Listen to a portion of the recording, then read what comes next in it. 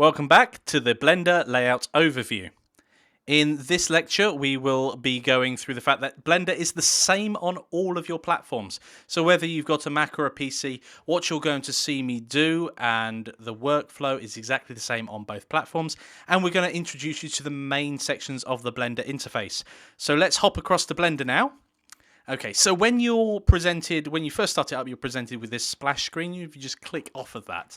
Don't want you to do anything else, but just look at the screen in front of you, and we're going to go through each section individually. So I've taken a screenshot of the Blender interface and have highlighted some important areas for you. On here, labelled 1 through 5, we have what are called headers. The header can be either at the top or the bottom of what's called the editor. Now, the editor is any parts of the software which have a specific function. In this case, the main view here, highlighted in blue, and the number 4 underneath the header bar there, they make the 3D view. Here we have some additional editors. One is the info pane that always appears at the top. The others are all grouped together, which give us various different types, whether it be the properties editor, video editor, timeline, etc. These editors sit within a frame.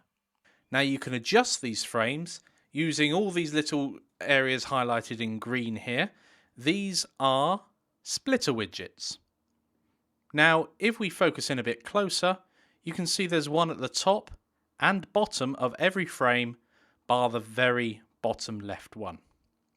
Now these are used to adjust the frames themselves, to change the size, to duplicate and create more frames. And we'll get into that in a bit. Now, if I draw your attention to the zoomed in area highlighted in red, beneath that there's a little plus. When that's pressed, you get the properties pane.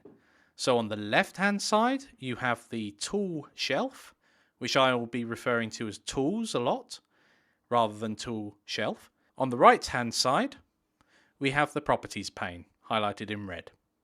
Right, so that's an overview of the interface. In the next lecture, we'll get straight on to manipulating it so you can have full control over your workspace.